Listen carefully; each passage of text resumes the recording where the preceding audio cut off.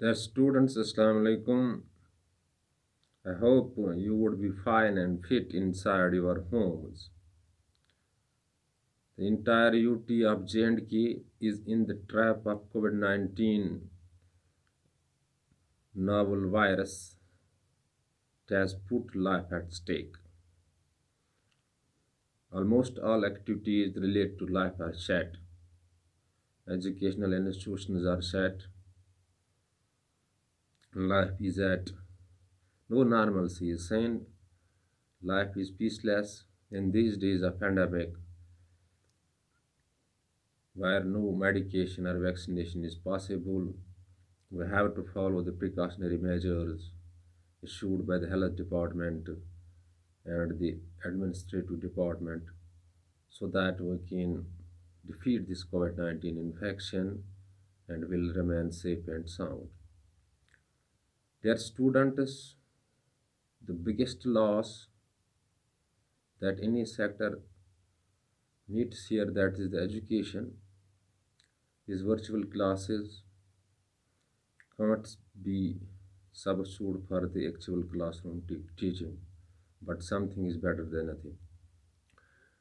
Dear students, first of all, before starting in class, I am congratulating Nadia Beg, daughter of Ghulam Muhammad Beg, out of Panjwa, who cracked Indian Administrative Services with a nice rank. The same girl is from our locality and our district. It is indeed a proud moment for us. Dear students, without use of whiteboard, today we are dealing with class 11th as well as 10th.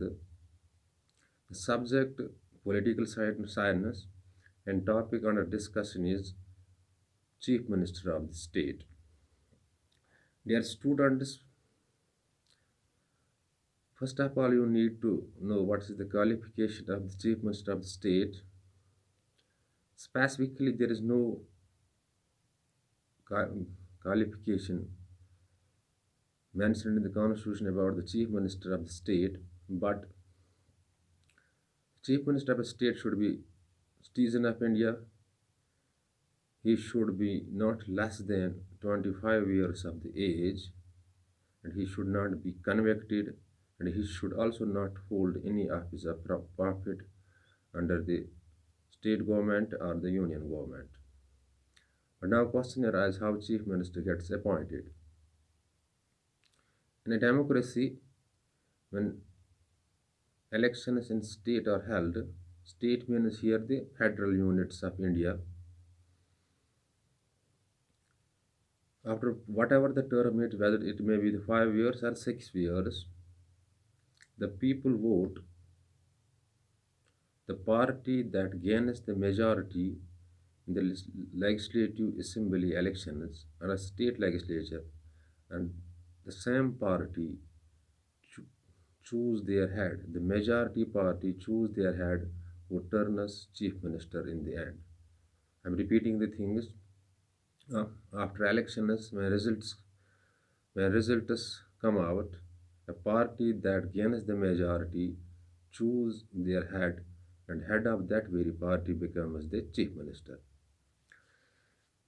Article 164 of the Indian Constitution says that governor of the state appoints the chief minister of the state, and on the advice of the chief minister, the rest of the ministers or council of ministers is formed, but the same advice is given by the chief minister.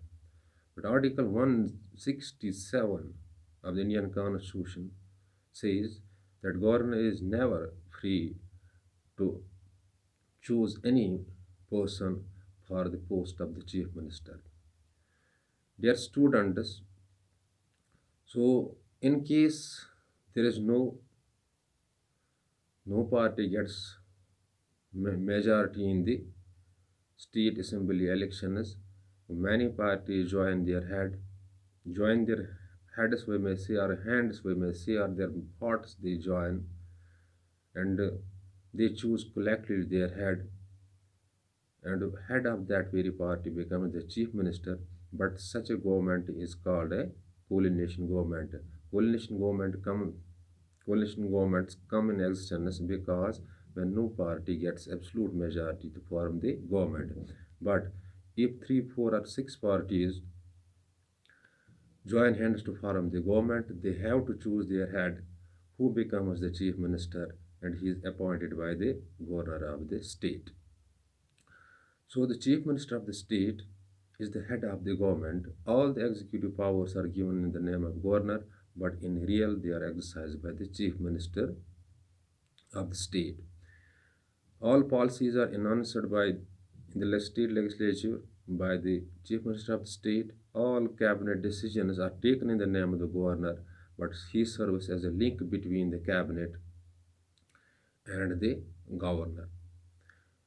Their students, so the chief minister has a prime position in the state legislative assembly. If he resigns or she resigns, the entire cabinet is or entire council of ministers is no more alive. Dear students, it is now 6 minutes video. You are new to the political science. You have taken or picked up now political science as one of the subjects. So you do see these things on your available textbook or reference book so that you will grasp well things well in the end.